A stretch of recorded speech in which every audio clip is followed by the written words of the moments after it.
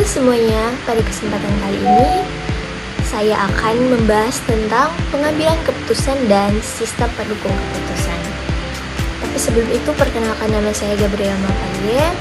Di materi kali ini menjelaskan tahapan dan proses pengambilan keputusan serta bagaimana model bisa digunakan untuk membantu kita memilih solusi terbaik.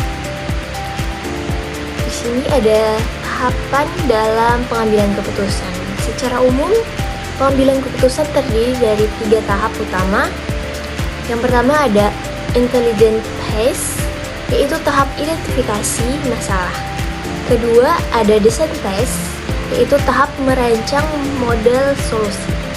Dan yang terakhir adalah choice phase, yaitu tahapan memilih alternatif solusi yang paling tepat.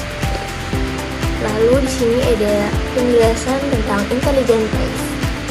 Pada tahap intelligent, kita berfokus untuk mengenali masalah yang dihadapi, mulai dari menentukan tujuan organisasi, mengidentifikasi gejala masalah, hingga membedakan antara masalah yang sesungguhnya dengan gejalanya.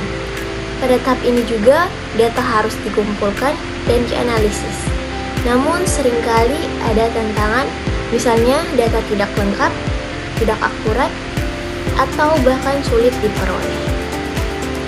Lalu ada klasifikasi masalah.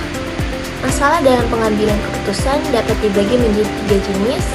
Pertama ada masalah terprogram atau terstruktur, yaitu masalah yang rutin dan berulang, sehingga sudah ada model standar untuk menyelesaikannya. Kedua, masalah tidak terprogram atau tidak terstruktur, yaitu masalah baru, unik, dan kompleks. Contohnya, merger, perusahaan atau proyek penelitian baru. 3. Masalah semi struktur yang berada di antara keduanya. Lalu di sini ada design phase. Setelah masalah dikenali, kita masuk ke tahap desain.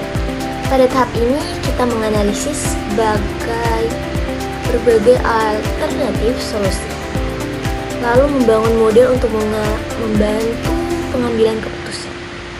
Model ini bisa sederhana atau kompleks. Model sederhana biasanya lebih cepat dan murah, tetapi kurang akurat. Sedangkan model kompleks lebih akurat, tapi membutuhkan lebih banyak data dan biaya. Di dalam model ada 3 jenis variabel. Variabel keputusan, yaitu pilihan yang bisa diambil. Variabel hasil, yaitu tujuan atau sasaran yang ingin dicapai. Serta variabel lingkungan, yaitu faktor luar yang tidak bisa dikendalikan. Lalu ada choice phase. Di sini di tahap choice, kita memilih alternatif solusi yang terbaik. Proses ini sering disebut optimalisasi, artinya kita mencari hasil yang paling maksimal atau paling efisien sesuai tujuan yang ingin dicapai, misalnya mencari alternatif investasi dengan laba terbesar atau solusi dengan biaya paling rendah. Lalu di sini ada metode dalam pemilihan solusi. Ada beberapa metode yang dapat digunakan dalam pemilihan solusi. Pertama ada teknik analitik, yaitu menggunakan formula matematis. Kedua ada algoritma prosedural yang menyelesaikan masalah dengan langkah-langkah sistematis. Yang ketiga ada heuristik, yaitu aturan praktis atau pengalaman untuk menemukan solusi. Dan keempat ada blind search, yaitu pencarian tanpa arah yang jelas. Lalu ada evaluasi alternatif. Setiap alternatif yang dipilih harus dievaluasi. Jika ada lebih dari satu tujuan, semua tujuan tersebut perlu diuji dan diseimbangkan satu sama lain.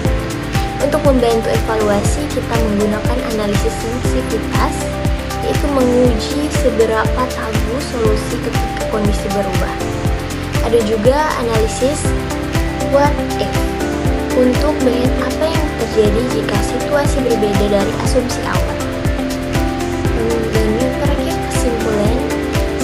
Kesimpulan, pengambilan keputusan terdiri dari 3 tahap: intelligent, design, and choice. Data dan model memiliki peran penting untuk mendukung keputusan yang tepat. Tidak semua masalah sama. Ada yang terprogram, tidak terprogram, dan semi-struktur. Tujuan akhirnya adalah memilih solusi yang paling tepat, efektif, dan bermanfaat bagi organisasi. Sekian dan terima kasih.